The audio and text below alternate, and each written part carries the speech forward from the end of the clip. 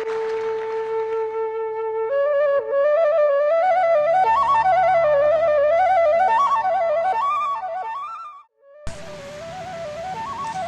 कृष्णा कृष्णा कृष्णा हरे हरे, हरे राम राम राम हरे हरे। सभी भक्तों को मेरा दंडवत प्रणाम।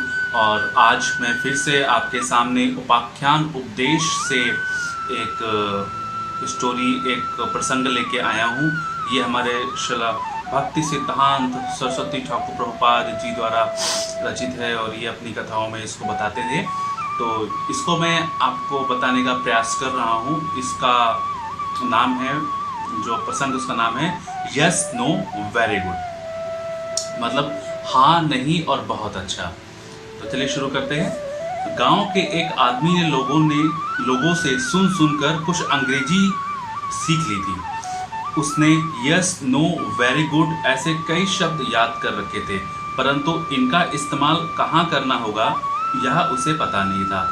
उसने यह सोचा कि अगर इन शब्दों को लोगों के सामने कहूँगा तो लोग मुझे अंग्रेजी में विद्वान समझेंगे और मेरा सम्मान करेंगे। अक्सर ऐसा होता ही है कि अब कहीं भी हम जाते हैं, कुछ अच्छा सुनने को मिलता है और उसको हम ग्रैस्प कर लेते हैं, लेकिन हम उसका मतलब नहीं जानते उसका मतलब होता क्या। अच्छा लगा, सुन लिया और किसी के सामने बोल दिया, और हम कोशिश करते हैं कि लोग मुझे और अच्छा समझेंगे, मतलब हमारा ये ऐसा मेंटल थॉट जाता है। तो यही एक गाँव का एक व्यक्ति था, तो उसने कुछ अंग्रेजी के शब्द सीख लिए थे उसने, जैसे कि यस नो वेरी गुड, लेकिन उसका इस्तेमाल कहाँ करना है उसे ये बिल्कुल भी पता नहीं था। और उसने मन में ऐसा थॉट बना लिया था कि जैसे ही मैं अपने गांव जाऊंगा या कहीं पर भी मैं इसका प्रयोग करूंगा तो लोग मुझे बहुत इंटेलिजेंट समझेंगे, बहुत मुझे लोग विद्वान समझेंगे। तो एक बार कुछ बदमाशों ने किसी व्यक्ति की हत्या करके अपने आप को बचाने के लिए इस आदमी को बेवकूफ़ समझकर पकड़वा दिया।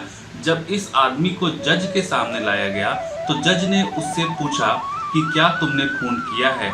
जज का प्रश्न बंगला में सुनकर वह यह सोचने लगा कि अगर वह जज के सामने दो चार शब्द अंग्रेजी के बोलेगा तो जज उसे अंग्रेजी में विद्वान समझकर उसका सम्मान करेगा और उसे झूठे आरोप से बरी भी कर देगा।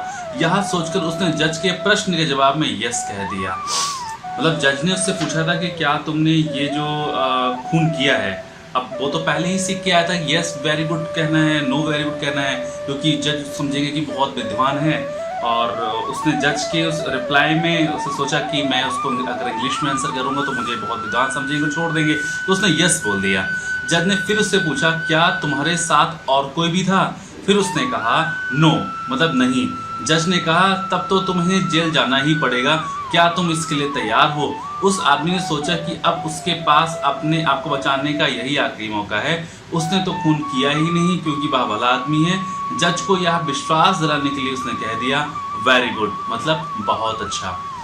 भजन राज्य में भी बहुत लोग ऐसे होते हैं जो शुद्ध भक्तों के उपदेश, परिभाषा एवं सिद्धांतों को अच्छी प्रकार से ना समझकर उसे तोते की तरह रटते रहते हैं। इस तरीके से वह लोग दूसरों से सम्मान पाना चाहते हैं, लेकिन उन लोगों की दशा गांव के उस आदमी के तरह ही है। यथार्थ रूप से अगर कोई व्यक्ति साधु एवं शास्त्र के वचनों को ना समझकर अपनी ही मनमानी करता है तो साधु समाज उसका कभी भी आदर नहीं करेगा, बल्कि ऐसा करने पर वह माया के दंडों से दंडित ही होता है। तो इसमें हमारे प्रभुपाद जी समझाते हैं कि जो एक रटने वाला काम होता है वो हमें नहीं करना चाहिए। हमें समझना चाहिए कि शुद्ध भक्तों के जो उपदेश है, परिभाषा, सिद्धांत, उनको समझने का प्रयास करना चाहिए। लेकिन ये रटकर हम अगर समझेंगे कि हमारा साधु समाज में या हमारे जो भौतिक समाज है वहाँ पे हमारा बहुत सम्मान हो जाएगा, तो ये सब नहीं करना चाहिए। अगर ऐसा कोई करता है तो वो माया के जो प्रभाव है, माया के दंडों से दंडित ही होता है।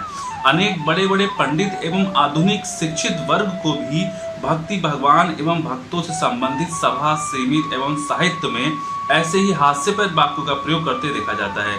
ऐसे लोगों को देखकर व सुनकर शुद्ध भक्ति सिद्धांतों को मानने वाले भक्त उनकी बातों को गांव के उस आदमी के यस नो वेरी गुड की तरह ही समझते हैं।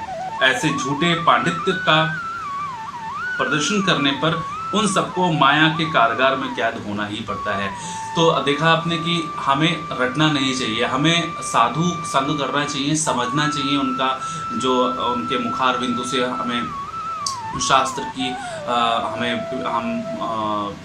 शास्त्र ज्ञान मिलता है, या फिर भगवान के बारे में हरि कथा करते हैं, हमें समझना चाहिए, ठीक है, जो कि हम साधु की कृपा से, भगवान की कृपा से, गुरु हरि वैष्णव की कृपा से ही हम समझ सकते हैं। लेकिन अगर हम रटेंगे, रटने के बाद में हम प्रिटेंड कर रहे हैं कि हम ही इंटेलिजेंट हैं, हम उसको शो ऑफ करेंगे, तो शायद माया के प्रभाव से हमें बहुत ज़्यादा परेशान होना पड़ेगा। माया हमें कई तरीके से हमें दंडित करेगी। तो ये मैंने आपको श्रील प्रभुपाद जी का एक उपाख्यान, एक स्टोरी मैंने आपको बताया। मैं उम्मीद करता हूँ कि आपको ये थोड़ा समझ में आया होगा। इसे मैं थोड़ा सा एक्सप्लेन भी कर दिया आपको। तो आपसे प्रार्थना करता हूँ कि कोई अगर मुझसे भूल चूक हो गई तो मैं क्षमा प्रार्थी हूँ। और अगले वीडियो में फिर से मैं आपके सामने आऊँगा और एक और प्रसंग लेके। हरे कृष्णा कृष्णा कृष्णा हरे हरे, हरे राम राम राम हरे।